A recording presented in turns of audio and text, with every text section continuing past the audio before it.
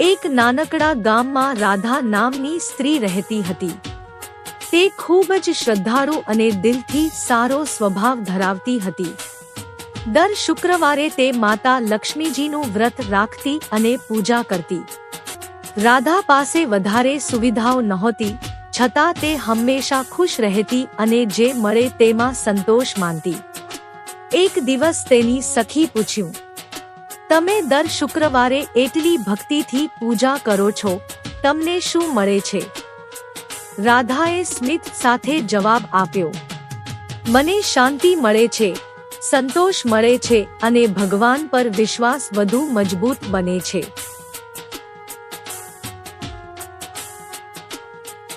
એક શુક્રવારે જ્યારે રાધા પૂજા કરી રહી હતી, ત્યારે એક વૃદ્ધ સ્ત્રી તેના ઘેર આવી. રાધાએ તેને આદરથી બેસાડ્યું, પાણી આપ્યું અને પ્રસાદ આપ્યો. વૃદ્ધ સ્ત્રી ખૂબ ખુશ થઈ અને આશીર્વાદ આપીને ચાલી ગઈ. થોડા દિવસોમાં રાધાના જીવનમાં સારા પરિવર્તન આવવા લાગ્યા.